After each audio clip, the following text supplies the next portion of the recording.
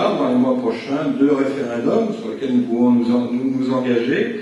Un référendum au niveau régional, puisque une dizaine de députés dont je suis ont pris l'initiative, en s'appuyant sur la Constitution, on ne peut pas reprocher aux parlementaires de pouvoir consulter quelque chose quand même qui est latent dans nos discussions depuis les années noires de 1941-1942 et le décret de 1955, de pouvoir demander aux habitants de Loire-Atlantique s'ils s'estiment aujourd'hui dans les régions Pays de la Loire ou la région Bretagne.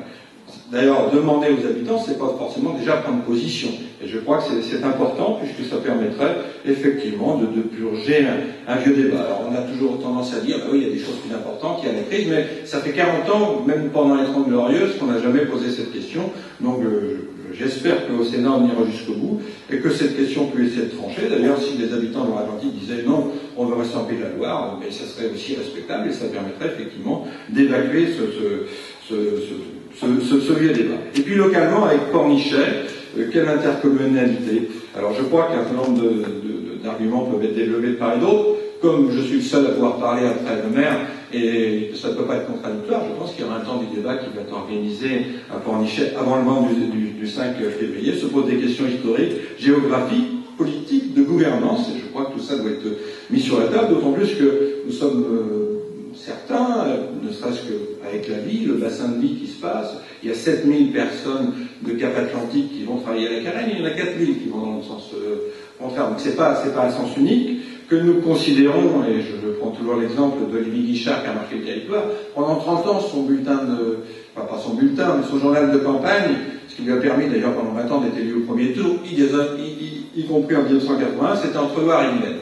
Et je sais qu'on en a discuté souvent, donc il y a aussi des partenariats. D'ailleurs, je pense qu'un des acteurs les plus importants, au-delà du vote du 5 février, pour l'aménagement du territoire et la bonne cohésion des différents échelons, comme le disait Robert Belliot, ça sera le Conseil général. Je pense que le Conseil général, aujourd'hui, n'a pas d'existence réelle sur la métropole de Saint-Nazaire, si ce n'est d'apporter des subventions, 15-20% dans certains contrats auprès de la communauté urbaine de Nantes ou de la Carène, mais il a un rôle à jouer sur le pays de Ré, sur le pays d'Ancenis, sur le pays de Châteaubriand, et en presqu'île guérandaise, et là-dessus, je dois le dire, d'une manière pragmatique, nous avons rencontré avec Yves Météo Philippe Grosvalet, qui a une vision également justement de l'équilibre des territoires, de l'aménagement du territoire, et une vraie vision de politique maritime, ce qui est important, puisqu'on ne peut pas aujourd'hui, ici à Pornichet, comme en Presqu'île-Guérandaise et à Saint-Nazaire, tourner le dos à la mer. Donc je crois que tout ça doit être débattu avec,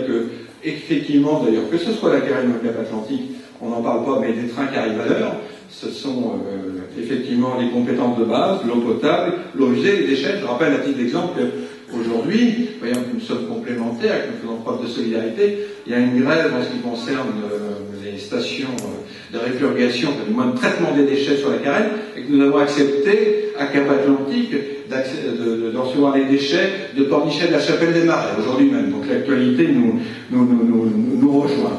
Après, ça rejoint un excellent édito, je ne sais pas si vous l'avez vu dans Ouest France, ce qui est souvent le cas, de Yves Morvan qui parlait trop petites nos régions avec un point d'interrogation. Je crois qu'il faut en parler pour les intercommunautés. Les intercommunautés aussi, ça doit être des intercommunautés de projets et puis également de pouvoir. Voilà un débat que nous devons avoir, notamment avec les réformes territoriales.